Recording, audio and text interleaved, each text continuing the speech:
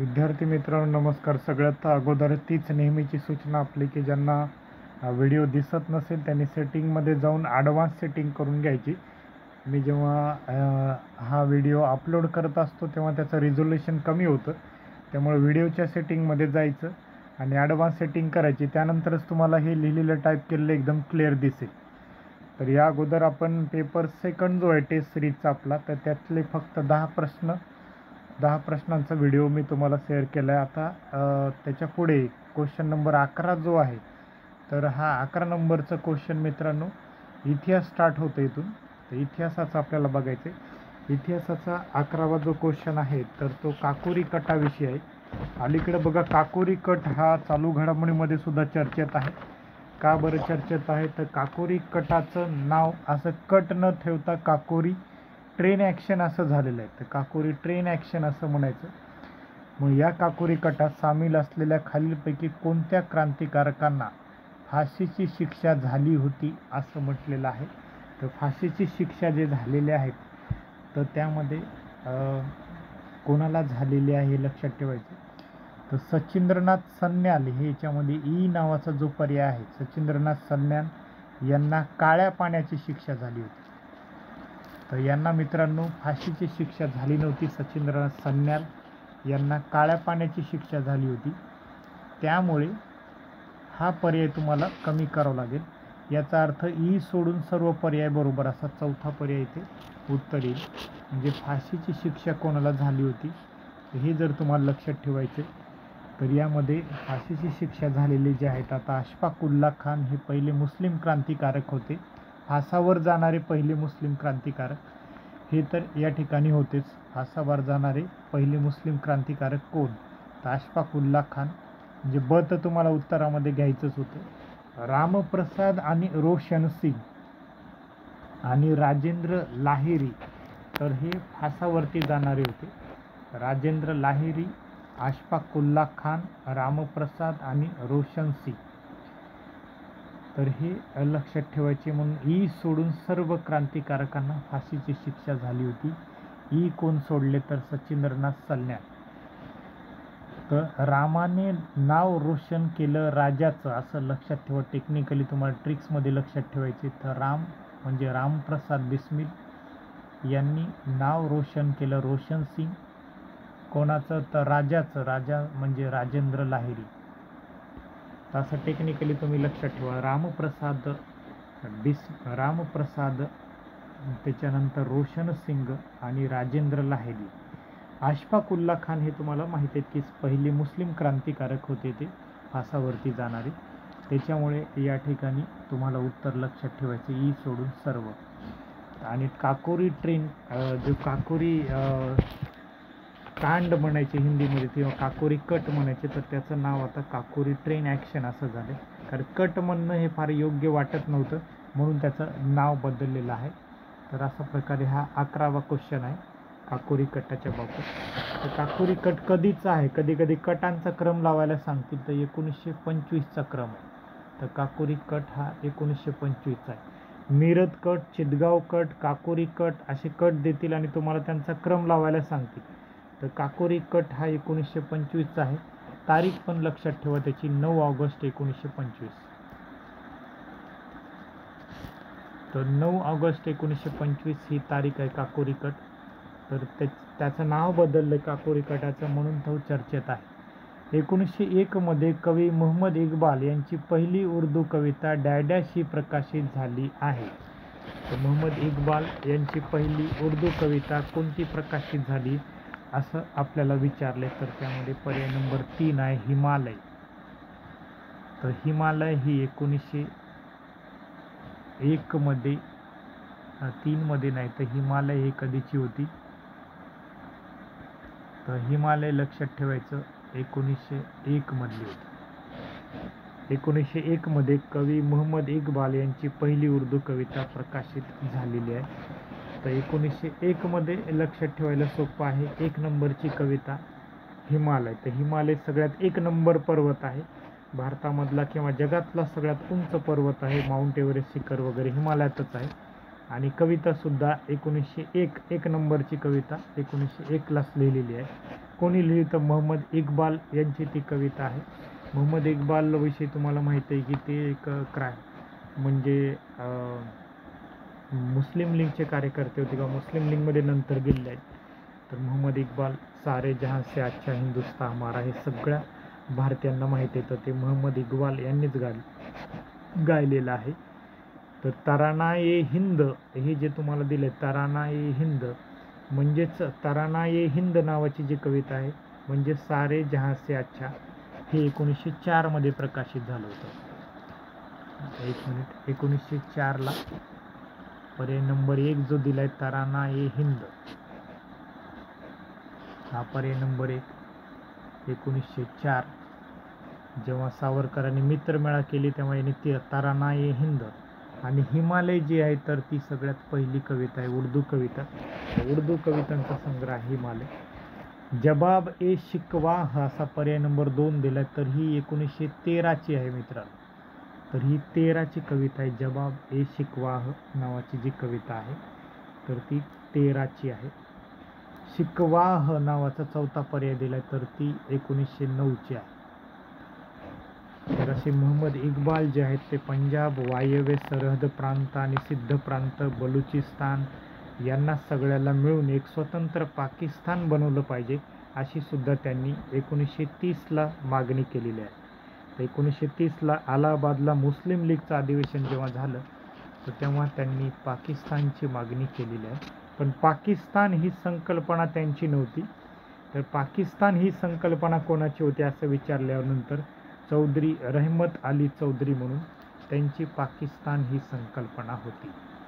तर हे लक्षात ठेवायचं. पाकिस्तान ही संकल्पना चौधरी रहमत अली चौधरी नावाच्या विद्यार्थ्याची होती आणि पाकिस्तान तयार करावा, मुस्लिमांसाठी स्वतंत्र पाकिस्तान तयार करावा असं 1930च्या मुस्लिम लीगच्या अलाहाबाद अधिवेशनात कोणी म्हटलेलं आहे तर ते म्हणजे मोहम्मद इक्बाल यांनी म्हटलेलं आहे. तर हे मोहम्मद इक्बालाविषयी लक्षात ठेवायचं. पुढचा प्रश्न बघा महाराष्ट्राच्या इतिहासावरती आहे 13वा क्वेश्चन. यमुना पर्यटन बाबा पदमजी, माझी साक्ष पंडिता रमाबाई, अयोग्य जोडी ओळखायची. जाती भेद विवेक सार महात्मा फुले. तर जाती भेद विवेक सार हे महात्मा फुले यांचं नाही आहे. तर जाती भेद विवेक सार जे आहे तर हे पुस्तक तुकाराम तात्या पडवळ यांचं आहे. क चुकलेला आहे. आता अ बरोबर आहे त्याच्यामुळे अ वालाच पर्याय निवडायचा आहे म्हणून पर्याय नंबर 3. ब पण बरोबर आहे, माझी साक्ष पंडिता रमाबाई म्हणजे अ वाला फक्त पर्याय कटला. अ आणि ब हे बरोबर आहेत. अ आणि ब असणारे पर्याय आपल्याला घ्यायचे नाहीत कारण आपल्याला रॉंग उत्तर शोधायचं आहे. रॉंग काय आहे ते शोधायचे. चुकीचं काय तर जातीभेद विवेकसार हे महात्मा फुले हे तुकाराम तात्या पडवळांचं आहे. लक्ष्मी ज्ञान कोणाचं आहे हे लक्षात ठेवायचं. लक्ष्मी ज्ञान हे लोकहितवादी यांचं आहे. लोकहितवादी म्हणजे कोण तर गोपाळ हरी देशमुख. तर हे लोकहितवादी आहेत म्हणून क आणि ड तर हा पर्याय नंबर 3 असं उत्तर यायला पाहिजे. तर 13व्या क्वेश्चनचं पर्याय नंबर 3 असं उत्तर आहे. यमुना पर्यटन ही एक पहिली कादंबरी बाबा पदमजी यांची आहे. महाराष्ट्रामध्ये शेतकऱ्यांच्या उठावाला सुरुवात 1874 साली पुणे येथील शिरूर तालुक्यामध्ये झालेली आहे. तर पुणे येथील शिरूर तालुक्यामध्ये महाराष्ट्रात झाली. तर डॅडॅश या गावापासून झाली. तर त्या गावाचं नाव आहे कर्धे नावाचं गाव आहे. मी 11वीच्या इतिहासामधून हा प्रश्न टाकलाय. 11वीचा जुना इतिहास आहे तर त्यामध्ये सुद्धा प्रश्न विचारतात. तर कर्धे या गावापासून 1874ला पुणे जिल्ह्यातल्या शिरूर तालुक्यामधून शेतकऱ्यांच्या उठावाला सुरुवात झालेली आहे. तर हे लक्षात ठेवायचे. शेतकऱ्यांच्या उठावाला सुरुवात झालेली आहे. आणि शेतकऱ्यांनी पहिला उठाव कधी केला असं जर विचारलं तर 12 मे 1875. 12 मे 1875 शेतकऱ्यांनी पहिला उठाव कुठे केला तर सुपे या ठिकाणी. धामारी पहिला पर्याय दिलाय तर ते वासुदेव बळवंत फडके यांनी ज्या गावावरती पहिल्यांदा हल्ला केला होता किंवा गाव लुटलं होतं तर ते धामारी नावाचं गाव आहे. तर धामारी हे गाव पहिला पर्याय दिलाय. तर आपल्याला इथं कर्धे लिहायचं होतं आणि सुपे जे आहे तर तिथून शिरूर तालुक्यामधलं कर्धे नावाचं गाव जे आहे तर तिथे उठावाला सुरुवात झालेली आहे. पण पहिला उठाव कधी झाला तर 12 मे 1857ला सुपे या ठिकाणी झाला आहे. तर मारवाडी, गुज्जर, सावकार, शेतकरी यांच्या विरुद्ध त्या ठिकाणी उठाव केला होता आणि या उठावाची चौकशी करण्यासाठी डेक्कन राईट्स कमिशन इंग्रज सरकारने नेमलं होतं आणि डेक्कन राईट्स कमिशनवरून डेक्कन ॲग्रिकल्चर रिलीफ ॲक्ट हा 1879ला पास झाला होता. डेक्कन ॲग्रिकल्चर रिलीफ ॲक्ट नावाचा कायदा पास झाला होता आणि त्या कायद्यामध्ये काही सुधारणा सांगितल्या होत्या की शेतकऱ्यांना तगाईची सोय करावी म्हटलं होतं, शेतकरी बँका सुरू कराव्यात असंही म्हटलं होतं. तर दी डेक्कन ॲग्रिकल्चर रिलीफ ॲक्ट 1879, कधी कधी या कायद्यांचा क्रम लावा म्हणतात. तर हा कायदा लक्षात ठेवायचा. The Deccan agriculture relief act कशामुळं तयार झाला तर डेक्कन राईट्स कमिशन नावाचं कमिशन नेमलं होतं. शेतकऱ्यांचा असंतोष वाढत होता म्हणून ते कमिशन नेमलं होतं. तर शेतकऱ्यांनी दक्षिणेकडे खूप मोठ्या प्रमाणात भारतामध्ये म्हणजे दंगली केल्या होत्या, त्यामुळे हे डेक्कन राईट कमिशन नेमलं होतं. पुढचा प्रश्न बघा, रयतवारी पद्धतीचा पहिला प्रयत्न महाराष्ट्रात इंदापूर येथे झालाय असं म्हटलंय. तर रयतवारी पद्धतीचा पहिला प्रयत्न इंदापूर या ठिकाणी झालेला आहे असं म्हटलेलं आहे. त्याच्यानंतर दुसरं स्टेटमेंट बघा की उत्तर भारतातील दुसरा इंदापूर तालुक्यातील जमीन मोजणी रेकॉर्डो जो होता तर रेकॉर्डो यांच्या खंड सिद्धांतानुसार करण्यात आली होती. त्याच्यानंतर तिसरं स्टेटमेंट आहे, उत्तर भारतातील भूमिकर व्यवस्थेचा प्रवर्तक कोण होता तर मार्टिन बर्ड यांना ओळखलं जात होतं भूमिकर व्यवस्थेचा प्रवर्तक. त्याच्यानंतर ड आहे, ब्रिटिशांना जमीन सुधारणा करण्यामागे शेतीचं तंत्र सुधारणे, शेतकऱ्यांना फायदा करणे तर हे हेतू होता.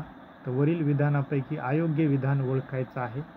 तर याच्यामध्ये 15चं डी या ठिकाणी अयोग्य विधान आहे. तर 15चं डी लक्षात ठेवायचं. तर रयतवारी पद्धत तुम्हाला माहिती आहे की थॉमस मनरोची आहे. प्रयत्न महाराष्ट्रात इंदापूर येथे झाला होता. तर इंदापूर तालुक्यातील जमीन मोजणी रेकॉर्डोच्या खंड सिद्धांतानुसार करण्यात आली होती. उत्तर भारतातील भूमिकर व्यवस्थेचा प्रवर्तक म्हणून मार्टिन बर्ड यांना ओळखलं जात होतं. तिन्ही स्टेटमेंट बरोबर आहेत, परंतु चौथं स्टेटमेंट ड चुकलेलं आहे हे लक्षात ठेवायचं. 1857च्या उठावाच्या वेळी खालीलपैकी कोणी साधू फकीराच्या वेशात राहून लष्करी छावण्यात व इतरत्र क्रांतीचा प्रचार केलेला आहे असा प्रश्न आपल्याला आहे. तर त्यांचं नाव आहे अली नली खां. तर अली नली खां यांनी क्रांतीचा प्रचार केलेला आहे. आणि अली नली खां कोण होते तर अवधच्या नवाबाचे दिवाण होते. तर त्यांनी क्रांतीचा प्रचार करण्यासाठी साधू फकीराच्या वेशामध्ये काम केलेलं आहे. अली नली खां यांच्याबद्दल लक्षात ठेवायचे. मौलवी अहमद शाह कोण होते तर फैजाबादचे मौलवी अहमद शाह यांनी लखनौपासून आग्र्यापर्यंत सभा घेऊन क्रांतीचा प्रचार केला होता. पहिला पर्याय. रंगो बापूजी तुम्हाला लक्षात ठेवणं खूप गरजेचं. 11वीच्या इतिहासातूनच प्रश्न घेतला हा. साताऱ्याचे छत्रपती प्रतापसिंह यांचे वकील म्हणून ते इंग्लंडला गेले होते. तर त्यांची तनखा जी आहे ती बंद केली म्हणून ते रंगो बापूजी जे आहेत तर ते साताऱ्याच्या प्रतापसिंग भोसले जे आहेत राजे छत्रपती तर यांच्यासाठी ते इंग्लंडला गेले होते. तर हे रंगो बापूजी हे लक्षात ठेवायचं. अजीमुल्ला खान जे आहेत पर्याय नंबर 2 तर ते नानासाहेब पेशव्यांचं पेन्शन पुन्हा सुरू व्हावं म्हणून ते पण इंग्लंडला गेले होते अजीमुल्ला खान. तर हे पण लक्षात ठेवायचं. त्याच्यानंतर 18वा प्रश्न बघा, मुंबई येथे एल्फिन्स्टन कॉलेजमधल्या विद्यार्थ्यांनी सामाजिक जागृतीच्या कार्यासाठी दादोबा पांडुरंग यांच्या अध्यक्षतेखाली सन 1848मध्ये कोणती सभा स्थापन केली होती. आता कॉलेजच्या विद्यार्थ्यांना ज्ञान हवं होतं म्हणून त्यांनी ज्ञानप्रसारक सभा, तर पर्याय नंबर 3 आहे ज्ञानप्रसारक सभा त्यांनी स्थापन केली होती. मानव धर्म सभा ही 1844लाच होती. दादोबा पांडुरंग तरखडकर आणि आत्माराम पांडुरंग तरखडकर अतिशय महत्त्वाचे, त्यांच्यावर प्रश्न विचारतात. मानव धर्म सभेची स्थापना सुरत या ठिकाणी 1844ला केली होती. बघा 44व कलम हे समान नागरी कायद्याचं आहे. तर मानव सगळे समान असले पाहिजे असं दादोबा पांडुरंग तरखडकर यांना वाटायचं. तर दादोबा पांडुरंग तरखडकर म्हणून यांनी मानव धर्म सभा दुर्गाराम मंछाराम यांच्या मदतीने सुरत या ठिकाणी 1844ला सुरू केली होती. परमहंस सभा त्यांनी 1849ला सुरू केली होती आणि ज्ञानप्रसारक सभा ही 1848मध्ये विद्यार्थ्यांनी सुरू केली होती. एल्फिन्स्टन कॉलेजमधल्या विद्यार्थ्यांनी सामाजिक जागृतीच्या कार्यासाठी दादोबा पांडुरंग यांच्या अध्यक्षतेखाली त्यांनी ज्ञानप्रसारक सभेची स्थापना केली होती. तर हे लक्षात ठेवायचं. तर 18 नंबरचा क्वेश्चन आपल्याला येऊ शकतो, महत्त्वाचा आहे. 11वीच्या इतिहासामधून आणखी एक प्रश्न घेतलाय मी की सविनय कायदे भंग चळवळीच्या काळात महाराष्ट्रात डॅश जिल्ह्यात दहीहंड्या सत्याग्रह होता. दहीहंडी सत्याग्रह साजरा केला जातो. सविनय कायदे भंगाची चळवळ म्हणजे 1930. तर तुम्हाला माहिती आहे गांधीजींनी 12 मार्च 1930ला दांडी यात्रा सुरू केलेली आहे आणि ते 5 एप्रिलला दांडी या ठिकाणी पोहोचलेत आणि 6 एप्रिलला प्रत्यक्ष मीठ उचलले आणि मिठाचा सत्याग्रह केला. तर या सत्याग्रहाअंतर्गतच दहीहंडा नावाचा सत्याग्रह अकोल्याला झाला होता. तर अकोल्यामध्ये काही विहिरी अशा होत्या तर त्याचं पाणी काढून मीठ तयार करता येत होतं. मग तसं मीठ तयार केलं आणि सरकारचा मिठाचा कायदा या ठिकाणी म्हणजे मिठाच्या कायद्याचा भंग केला. सविनय कायदे भंग करण्यात आलेला आहे. तर हा 11वीच्या स्टेट बोर्डातूनच घेतलेला प्रश्न आहे. तर मीठ बनवणे म्हणजेच कायदा मोडणे. मीठ तुम्ही घरीच बनवता याचा अर्थ काय झाला की तुम्ही टॅक्स भरणार नाहीत. तर मिठावर सुद्धा त्यांनी टॅक्स लावला होता. तर पाणी काढून मीठ बनवण्यात आलं आणि त्याच्यामध्ये वर्ध्यातील अनेक कार्यकर्ते दहीहंड्या सत्याग्रहाला सहभागी झाले होते. पण दहीहंडा सत्याग्रह हा अकोला या ठिकाणी झाला होता. तर ही लक्षात ठेवायचे. 20वा प्रश्न बघा. जोड्या स्वरूपातील 1857च्या जोड्या स्वरूपातील जोड्या दिल्या आहेत. जोड्या जुळवायच्यात आपल्याला. बेंजामिन डिझरायली, स्टॅनले वॉलपॉट, गोस सरदेसाई, डॉक्टर सेन अशा तुम्हाला जोड्या दिलेल्या आहेत. तर याच्यामध्ये पर्याय नंबर 4 आहे. बेंजामिन डिझरायली जे आहेत तर त्यांनी म्हटलंय की राष्ट्रीय उत्थान म्हटलंय. डिझरायली यांची डिझायर खूप चांगली होती, इच्छा चांगली होती म्हणून त्यांनी राष्ट्रीय उत्थान असं म्हटलंय. स्टॅनले वॉलपोर्ट यांनी काय म्हटलेलं आहे हे लक्षात ठेवा. तर ही घटना लष्करी बंडापेक्षा अधिक होती पण प्रथम स्वातंत्र्य युद्धापेक्षा कमी होते. बघा 1857च्या उठावाबद्दल कोणी काय काय बोललं याच्याविषयी आपल्याला प्रश्न विचारले जातात. तर तुम्हाला इथे पण विचारू शकतात. तर बेंजामिन डिझरायली यांनी ही घटना लष्करी बंडापेक्षा बेंजामिन डिझरायली यांनी काय म्हटलंय तर राष्ट्रीय उत्थान म्हटलंय. त्याच्यानंतर पर्याय नंबर 4च उत्तर आहे. स्टॅनले वॉलपोर्ट यांनी काय म्हटलं ही घटना लष्करी बंडापेक्षा अधिक होती म्हणजे पॉझिटिव्ह बोललेलं आहे. गो सरदेसाई यांनी म्हटलंय 57 सालचा शोम आणि डॉक्टर सेन यांनी म्हटलंय की धार्मिक संघर्षाचं रूप घेऊन सुरू झालेला उठाव स्वातंत्र्य संग्रामामध्ये परावर्तित झालेला आहे. तर कोणी काय म्हटलं हे खूप महत्त्वाचं आहे. 1857च्या उठावाबद्दल आपल्याला विचारतात. तर या ठिकाणी लक्षात ठेवायचं की बेंजामिन डिझरायली यांनी राष्ट्रीय उत्थान म्हटले. डिझायर त्यांची इच्छा चांगली होती. वॉलपोर्ट यांनी ही घटना लष्करी बंडापेक्षा अधिक होती पण प्रथम स्वातंत्र्य युद्धापेक्षा कमी होती असं म्हटलंय.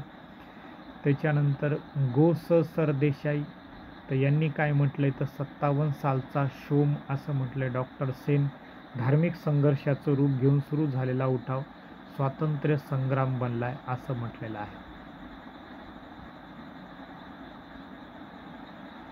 बुद्धी, प्रामाण्यवाद, व्यक्ती स्वातंत्र्य, मानवाचे ऐहिक सुख संवर्धन ही 3 प्रमुख मूलतत्वे त्यांच्या सुधारणेचा आधार असणारे समाजसुधारक कोण होते. तर बुद्धी प्रामाण्यवादी, व्यक्ती स्वातंत्र्य, मानवतेचा ऐहिक सुख संवर्धन करणारे हे कोण होते असं जर तुम्हाला विचारलं तर बुद्धिवादी म्हटलं की तुम्हाला क्लिक झालं पाहिजे. तर बुद्धिवादी समाजसुधारक कोण होते? तर गोपाळ गणेश आगरकर.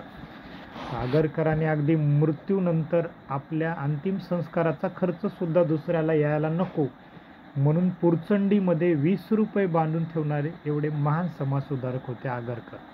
तर मग आगरकरांनी आपल्या अंतिम संस्काराचा खर्चाची सुद्धा सोय बघितली होती. इतके बुद्धिवादी गोपाळ गणेश आगरकर होते. स्त्रियांनी जाकीटी घातली पाहिजे असं त्या काळात त्यांनी सांगितलं होतं गोपाळ गणेश आगरकरांनी. म्हणून पर्याय नंबर 1 उत्तर आहे.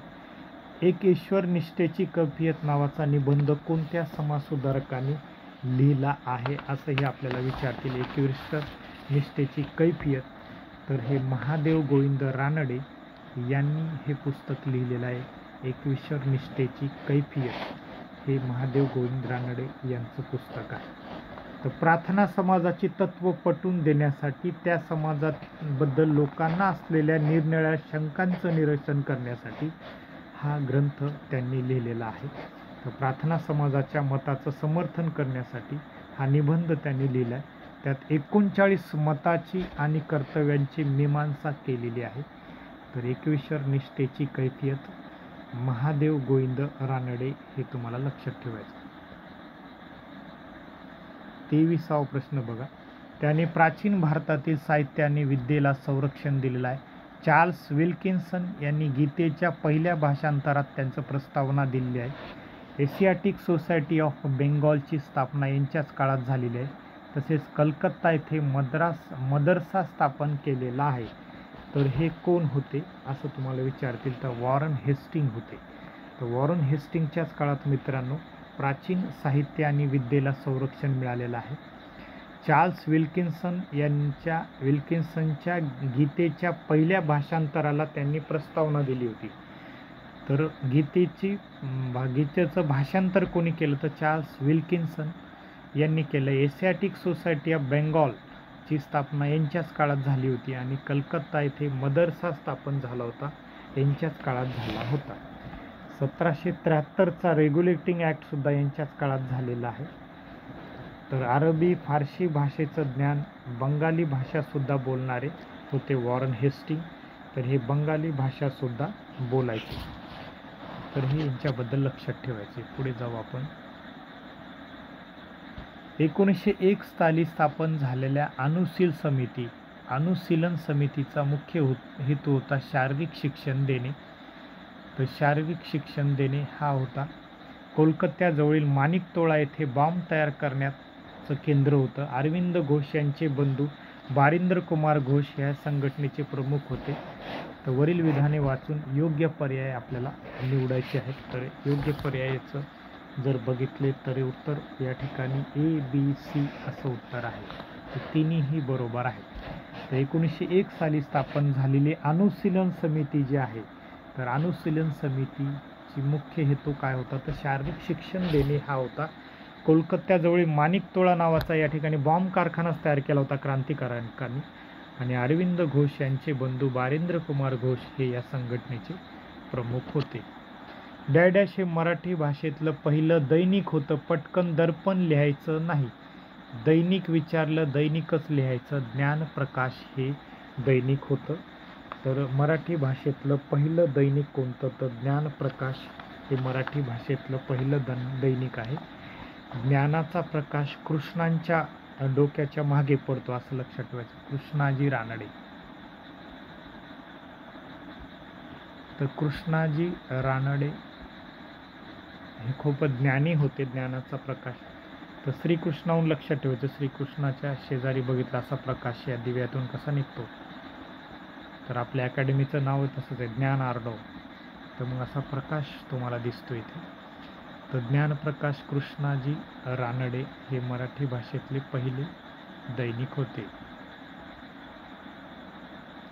इथनं पुढे अर्थशास्त्राचे प्रश्न स्टार्ट होतात. तर इथे आपण थांबूया 26 पर्यंत.